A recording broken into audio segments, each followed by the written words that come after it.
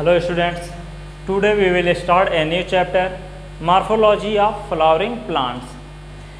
Flowering plants किसे कहते हैं? अगर आपने पिछला चैप्टर, मैंने आपको जो पिछला चैप्टर पढ़ाया था प्लांट किंगडम में क्या था कि मैंने बताया था कि जो हमारा प्लांट्स होता है, प्लांट्स को हम क्या करते हैं 5 पार्ट्स में डिवाइड करते हैं, एल्गी, ब्रायोफाइट, टेरिडोफाइट, जिम्नोस्पर्म और एंजियोस्पर्म। तो सिर्फ एंजियोस्पर्म जो सबसे लास्ट वाला था एंजियोस्पर्म, सिर्फ वही एक ऐसा प्लांट था जहाँ पे क्या हो रहा था, फ्लावर और फ्रूट्स का फॉर्मेशन हो रहा था। तो उसी को हम क्या कहते हैं, फ्लावरिंग प्लांट्स कहते हैं। या हम कह सकते हैं कि जो हमारा फ्लावरिंग प्लांट्स है ये क्या होता है, एंजियोस्पर्म होता है। अब हम एंजियोस्पर्म की पहचान कैसे करेंगे? हम देखेंगे कि अगर हमारे पास कोई भी प्लांट्स है जिसके पास फ्लावर और फ्रूट है, फ्लावर हो या फ्रूट हो, तो हम उस प्लांट्स को क्या कहेंगे, एंजियोस्पर्म कहेंगे। ये बताओ जो हमारा एल्गी और ब्रायोफाइट होता है, एल्गी और ब्रायोफाइट में ट्रू रूट, स्टेम और लीफ नहीं होती, लेकिन टेरिडोफाइट, जिम्नोस्पर्म और एंजियोस्पर्म में क्या होती है, ट्रू रूट, स्टेम और लीफ प्रेजेंट होती है। तो हम कह सकते हैं कि हम एंजियोस्पर्म की पहचान एक और तरीके से, मतलब अगर मैं देखूं तो एंजियोस्पर्म की पहचान हम कैसे करेंगे, एंजियोस्पर्म के पास क्या होता है, रूट होती है, दूसरा क्या होता है, स्टेम होता है, और क्या होती है, लीफ होती है, और क्या होता है, फ्लावर और फ्रूट, फ्लावर भी हो सकता है और फ्रूट भी हो सकता है। तो अब रूट, स्टेम, लीफ, तो इसका कैरेक्टरिस्टिक फीचर नहीं होगा कि इसी से हम पहचान लें कि ये फ्लावरिंग प्लांट्स हैं, क्योंकि रूट, स्टेम, लीफ तो टेरिडो में भी हो सकता है, जिम्नो में भी हो सकता है और एंजियो में भी हो सकता है, लेकिन फ्लावर और फ्रूट सिर्फ और सिर्फ एंजियोस्पर्म के पास ही होगा।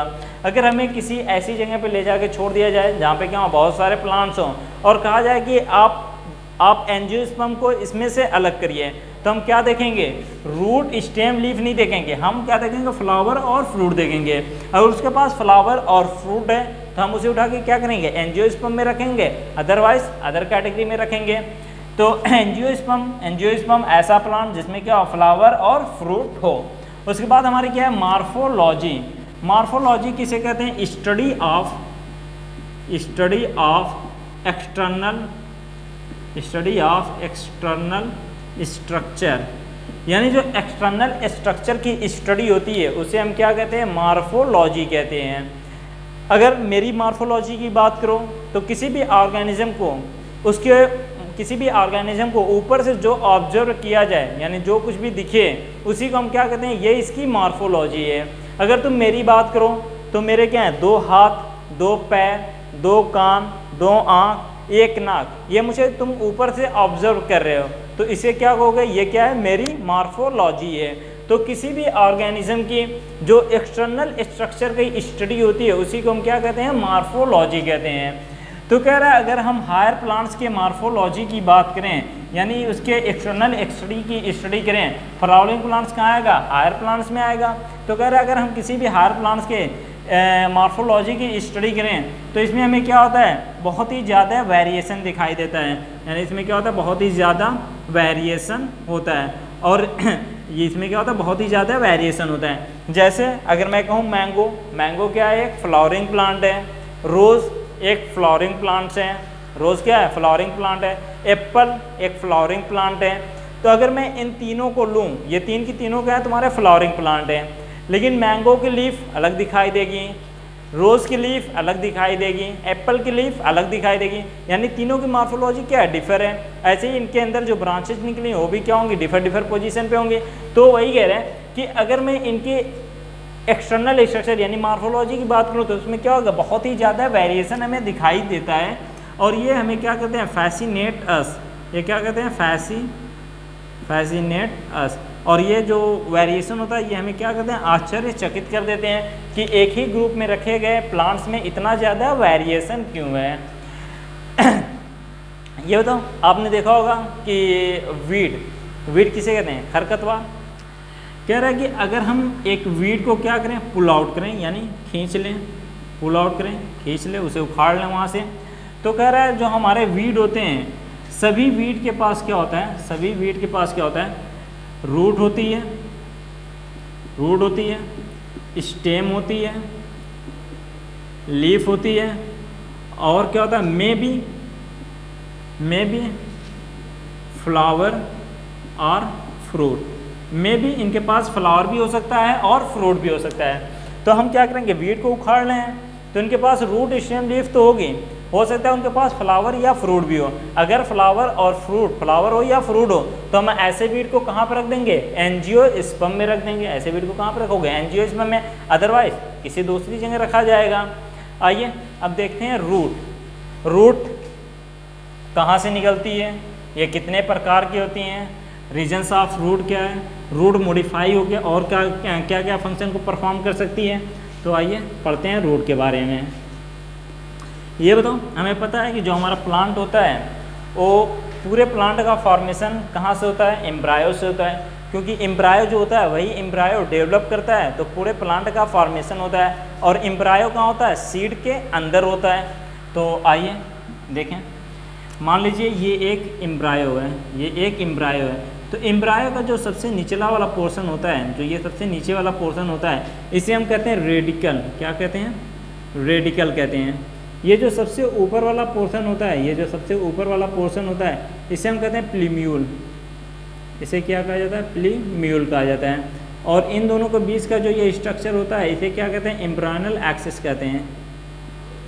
एम्ब्रायनल एक्सिस क्या कहा जाता है, एम्ब्रायनल एक्सिस कहा जाता है, एम्ब्रायनल एक्सिस कहते हैं।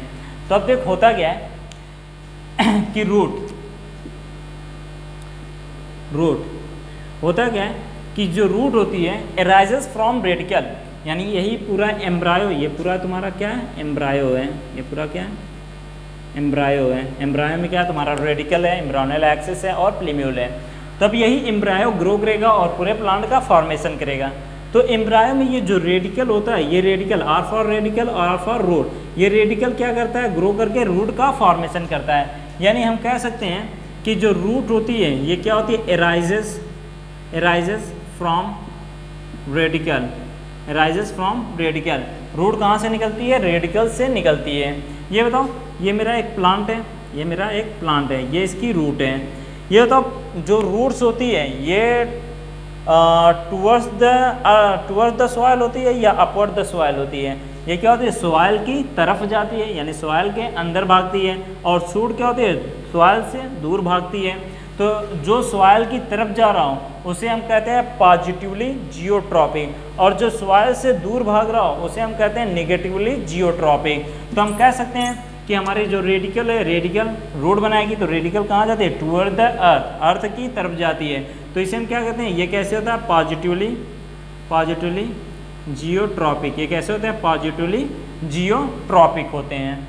समझ गए, यानी कि roots arises from radicals, roots क्या होते हैं, अराइजेस फ्रॉम रेडिकल्स, और ये कैसे होते हैं, पॉजिटिवली जियोट्रॉपिक होते हैं। ओके, आइए देखें टाइप्स ऑफ रूट कितने प्रकार की होती है। तो मेनली 3 प्रकार के रूट सिस्टम पाए जाते हैं। पहला होता है टैप रूट सिस्टम, उसके बाद क्या होता है फाइब्रस रूट सिस्टम, उसके बाद क्या होता है adventitious root system.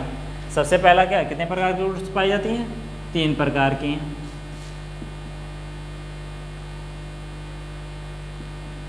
Tap root system, fibrous root system और एडवेंटिशियस रूट सिस्टम। अब टैप रूट किसे कहते हैं, फाइब्रस रूट किसे कहते हैं, एडवेंटिशियस रूट किसे कहते हैं, ये पाए कहाँ पे जाते हैं। आइए एक एक करके देखते हैं। Tap root system, tap root system, ये बताओ टैप रूट सिस्टम में क्या होता है, जो हमारा रेडिकल है, रेडिकल को ग्रो करके क्या बनाना है, रूट्स बनानी है। तो होता क्या है कि जो हमारा ये एम्ब्रायो है, ये इसका क्या है, रेडिकल वाला पार्ट्स है, ये क्या है, प्लीम्यूल है। प्लीम्यूल क्या करता है, सूट बनाता है, और ये क्या बनाता है, रेडिकल क्या बनाता है, रूट बनाता है। तो होता क्या है, जब ये ग्रो करता है, तो ग्रो करने पे ये रेडिकल क्या होता है, एक प्राइमरी ऐसे एक रूट बना लेता है, जिसे हम क्या कहते हैं, प्राइमरी, यानी रेडिकल ग्रो करके क्या करता है, प्राइमरी रूट बना लेता है। फिर प्राइमरी रूट, जो ये प्राइमरी रूट बनी है, इसी प्राइमरी रूट के ऊपर क्या होते हैं, कुछ लेटरल्स, मतलब कुछ और रूट्स डेवलप हो जाती हैं, जिसे हम सेकेंडरी रूट कहते हैं। सेकेंडरी रूट के ऊपर भी क्या होते हैं, कुछ रूट डेवलप हो जाते हैं, जिसे हम क्या कहते हैं, टर्सरी रूट कहते हैं। और इस पूरे सिस्टम को मिला के हम क्या कहते हैं, टैप रूट सिस्टम कहते हैं। पूरे को मिला के क्या कहा जाता है, टैप रूट सिस्टम कहते हैं। यानी कि टैप रूट सिस्टम में होता क्या है, रेडिकल्स फॉर्म प्राइमरी रूट पे सेकेंडरी रूट, सेकेंडरी पे टर्सरी और पूरे होल स्ट्रक्चर को टैप रूट सिस्टम कहेंगे। Tap root system mostly dicot में पाया जाता है। किसमें पाया जाता है? मोस्टली डाइकाट में कौन सा रूट सिस्टम होता है? टैप रूट सिस्टम होता है। जैसे एग्जांपल क्या है? मस्टर्ड का प्लांट जाना, कभी उखाड़ना, उसे उखाड़ कर देखना कि जो मस्टर्ड होगा उसमें तुम्हें ऐसे रूट मिलेगी, ऐसे एक ऐसे रूट मिलेगी, एक ऐसे रूट मिलेगी जिसे तुम प्राइमरी कहोगे, फिर उसके ऊपर क्या होगा? ऐसे रूट्स निकली होंगी जिसे सेकेंडरी कहोगे, फिर सेकेंडरी के ऊपर भी देखना ऐसे रूट्स निकले होंगी जिससे क्या कहोगे? टर्सरी कहोगे। तो यानी कि मोस्टली डाइकाट में कौन सा रूट होता है? मस्टर्ड। डाइकाट में कौन होता है? टैप रूट सिस्टम होता है। एग्जांपल क्या है? मस्टर्ड। उसके बाद हमारा क्या है? Fibrous root system. Fibrous root system किसे कहते हैं? फाइब्रस रूट सिस्टम में भी रेडिकल्स क्या होता है? ग्रो करता है, प्राइमरी रूट का फॉर्मेशन करता है, ग्रो करेगा, प्राइमरी रूट का फॉर्मेशन करेगा। लेकिन ये जो प्राइमरी रूट बनती है ये बड़ी शॉर्ट लिव्ड होती है, यानी कुछ ही समय के लिए होती है और ये तुरंत क्या होती है? रिप्लेस हो जाती है ए नंबर ऑफ फाइबर से। यानी ये क्या होती है? ये तुरंत क्या होती है? टूट के ऐसे पतले पतले फाइबर लाइक रूट्स में क्या होती है? ये डिवाइड हो जाती है। और ऐसी रूट को हम क्या कहते हैं? फाइब्रस रूट सिस्टम कहते हैं। ऐसा लग रहा है कि ये जो फाइबर है एकदम स्टेम की बेस से निकलता है। ये कहाँ से निकल रहा है? स्टेम की बेस से निकल रहा है। यानी ऐसे रूट को हम क्या कहते हैं? फाइब्रस रूट सिस्टम कहते हैं। ये किस में पाया जाता है? मोस्टली मोनोकाट में। मोस्टली मोनोकाट में कौन सा है? फाइब्रस रूट सिस्टम होता है। एग्जाम्पल क्या है? वीट में कौन सा पाया जाता है? फाइब्रस रूट सिस्टम पाया जाता है। उसके बाद हमारा क्या है? एडवेंटिशियस रूट सिस्टम किसे कहते हैं? तो एडवेंटिशियस, ये बताओ, रूट को डेवलप कहाँ से होना है? रेडिकल से। रूट को डेवलप कहाँ से होना है? रेडिकल से डेवलप होना है। लेकिन अगर कोई रूट्स रेडिकल से ना डेवलप होकर प्लांट के किसी अदर पार्ट से डेवलप हो रही है तो ऐसी रूट को हम क्या कहेंगे? एडवेंटिशियस रूट कहेंगे। आपने एडवेंटिशियस रूट देखी होगी। आपने बनियान यानी बरगद का पेड़ देखा है? तो बरगद के पेड़ में होता क्या है? मान लीजिए एक बरगद का पेड़ है, ऐसे इसमें ब्रांच निकली है, तो बरगद के पेड़ में होता क्या? देखना, उसकी स्टेम जो होती है, उसकी स्टेम से एक स्ट्रक्चर हैंग करता है, लटकता है, जिसे हम क्या कहते हैं? रूट कहते हैं। जिसे हम क्या कहते हैं? ये इस लटकते हुए स्ट्रक्चर को हम क्या कहते हैं? रूट कहते हैं। तो इस रूट को निकलना कहाँ से था? रेडिकल से निकलना था। कहाँ से निकलना था? रेडिकल से निकलना था। लेकिन रेडिकल से ना निकल के कहाँ से निकल रही है? ब्रांच से निकल रही है। तो ऐसी रूट को हम क्या कहेंगे? एडवेंटिशियस रूट कहेंगे। यानी कि एडवेंटिशियस रूट ऐसी रूट जो रेडिकल से ना निकल कर अदर पार्ट से निकल रही हो, उसे हम क्या कहेंगे? एडवेंटिशियस रूट कहेंगे। एडवेंटिशियस रूट किस में पाया जाता है? एडवेंटिशियस रूट पाया जाता है ग्रॉस मॉन्चेरा। एडवेंटिशियस रूट किस में पाया जाता है? ग्रास मॉन्चेरा एंड बनियान। इसमें कैसा कौन सा रूट सिस्टम होता है? एडवेंटिशियस रूट सिस्टम होता है। इतना समझ में आ रहा है? ठीक है, जानना समझ में आए बोल देना, और जो बच्चे YouTube पे देख रहे हैं वो कमेंट कर दें। और आइए देखते हैं root. What is the function of root? Root का फंक्शन क्या है? रूट का जो मेन फंक्शन होता है, रूट के बहुत सारे फंक्शन हैं, लेकिन इसमें जो मेन फंक्शन होता है, रूट का जो मेन फंक्शन होता है, ये होता है एब्जॉर्प्शन ऑफ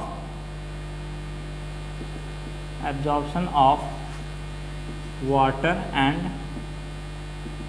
मिनरल्स। वाटर और मिनरल्स का एब्जॉर्प्शन क्या होता है? इसका मेन फंक्शन होता है। इसके अलावा ये प्लांट्स के पार्ट को क्या करता है? एंकोरेज भी देता है, प्रोवाइड द एंकोरेज। ये क्या करता है? स्टोरिंग द फूड मटेरियल,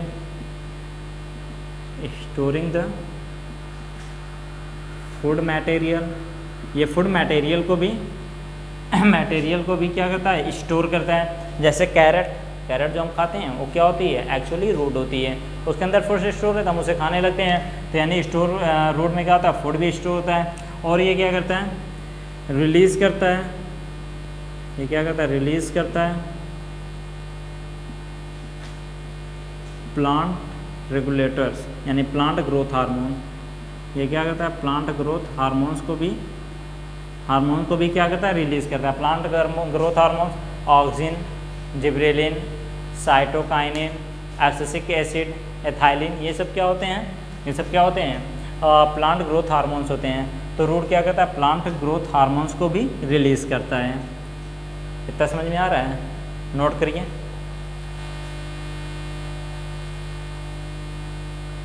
आइए देखें रीजन ऑफ रूट। रूट में कौन कौन से रीजन पाए जाते हैं।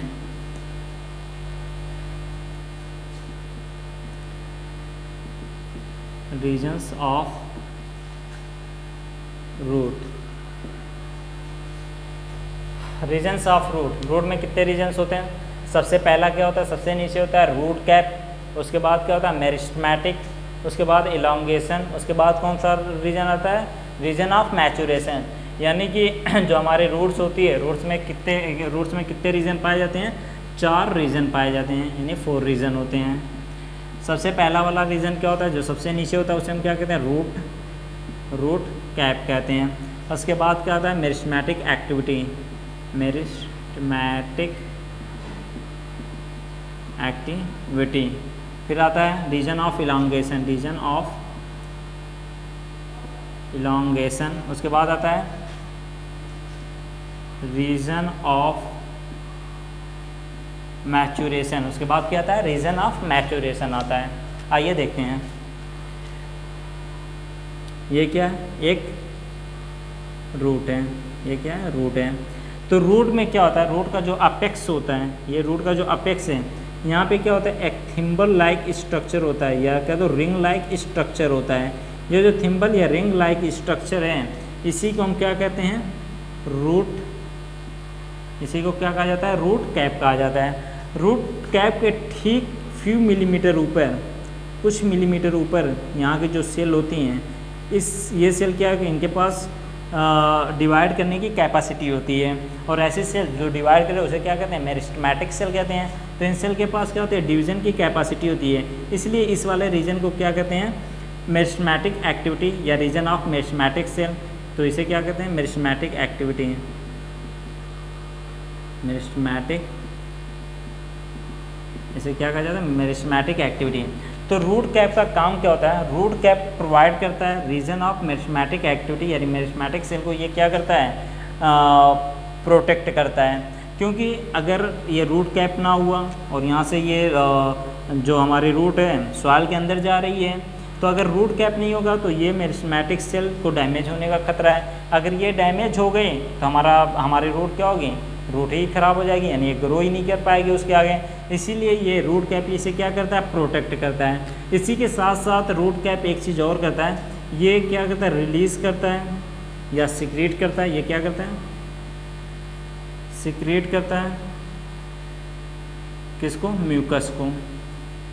ये क्या करता है, म्यूकस को भी सिक्रीट करता है, क्योंकि यहाँ पे जो सॉइल होगी जब उसे म्यूकस सिक्रीट करेगा तो ये क्या हो जाएगी, ये सॉइल थोड़ा सॉफ्ट हो जाएगी, जिसकी वजह से रूट आसानी से पेनिट्रेट करके अंदर जा सकती है। तो सबसे पहले रूट कैप होता है। रूट कैप क्या करता है, प्रोटेक्ट करता है मेरिस्टेमेटिक सेल को, और ये सिक्रेट करता है म्यूकस को, ताकि सॉइल सॉफ्ट हो जाए और रूट आसानी से पेनिट्रेट करके अंदर चला जाए। फिर दूसरा वाला रीजन क्या होता है, मेरिस्टेमेटिक होती है। इसकी सेल जो होती है थिन होती है, इसकी सेल कैसी होती है, इसकी जो सेल होती है वो स्मॉल होती है। सेल क्या होती है, मेरिस्टेमेटिक सेल जो होती हैं यहाँ की, वो क्या होती हैं, स्मॉल होती हैं। उसकी सेल मेम्ब्रेन जो होती है वो क्या होती है, थिन होती है। सेल मेम्ब्रेन क्या होती है, थिन होती है। और साइटोप्लाज्म, जो साइटोप्लाज्म होता है वो कैसा होता है, डेंस होता है डेंस होता है। साइटोप्लाज्म में कैसा होता है, डेंस होता है। फिर यही सेल क्या होती हैं, यही सेल कंटिन्यू डिवाइड करती हैं, डिवाइड करके नए नए सेल का फॉर्मेशन करती जाती हैं। तो नए नए सेल का जो फॉर्मेशन करती जाती हैं, तो ये नए से नए नीचे नए नए सेल का फॉर्मेशन कर रही हैं, और जो पुरानी सेल है वो कहाँ पर जा रही है, ऊपर की तरफ जा रही है। तो जो ये पुरानी सेल जो ऊपर की तरफ जाती है, ये ऊपर जाते जाते क्या होती है, मैच्योर होने लगती है, यानी कुछ इसका शेप क्या होता है, कुछ अलग हो जाता है। तो यहाँ की जो सेल होती हैं, इसके ऊपर की जो सेल होती हैं वो क्या होती हैं, ऐसे लंबी लंबी हो जाती हैं। ऐसे क्या होती हैं, ऐसे लंबी लंबी हो जाती हैं। ऐसे क्या होती हैं, लंबी लंबी हो जाती हैं। तो इस वाले रीजन को हम कहते हैं region of elongation. Region of elongation, ये जो रीजन ऑफ इलांगेशन होता है यही रिस्पॉन्सिबल होता है रूट की लेंथ को बढ़ाने के लिए, क्योंकि रीजन ऑफ इलांगेशन नहीं होगा तो रूट की लेंथ नहीं बढ़ेगी, क्योंकि मेरिस्टेमेटिक सेल डिवाइड करती है, नई नई सेल बनती है, तो पुरानी जो सेल ऊपर की तरफ जाती हैं वो लंबी हो जाती हैं, लंबी हो जाती हैं, लंबी हो जाती हैं, तो ये क्या करते हैं रूट की लंबाई को इंक्रीज़ करा देती हैं। अब फिर उसके बाद क्या होता है, इसी में से ये जो रीजन ऑफ इलांगेशन की जो रीजन ऑफ इलांगेशन की जो ये सेल होती हैं, अब ये और ऊपर जाएंगी और ऊपर जाती हैं और ऊपर जाके क्या होती है मैच्योर हो जाती हैं। क्या होती हैं मैच्योर हो जाती हैं।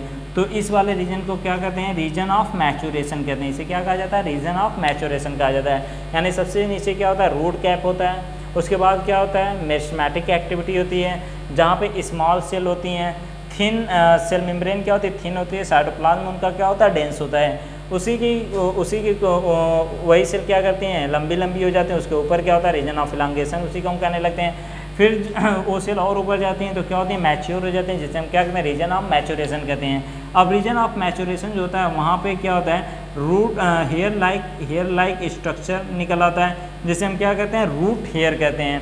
रूट हेयर क्या करता है इंक्रीज़ कर देता है एब्जॉर्प्शन ऑफ वाटर और मिनरल, क्योंकि रूट हेयर निकल जाता है सरफेस एरिया बढ़ जाता है और वाटर और मिनरल्स के एब्जॉर्प्शन की जो प्लांट की कैपेसिटी थी और ज़्यादा क्या होती है इंक्रीज हो जाती है। यानी ये तुमसे यहाँ पे पूछ सकता है कि जो रूट हेयर है वो किस जगह डेवलप होता है, मेरिस्टेमेटिक पे, इलांगेशन पे या मैच्योरेशन पे। तो किस वाले रीजन पे डेवलप होता है रीजन ऑफ मैच्योरेशन पे वो डेवलप होता है। समझिए ओके। तो आप आज इतना देखिए, अब अगले लेक्चर में मिलते हैं मॉडिफिकेशन ऑफ रूट के साथ।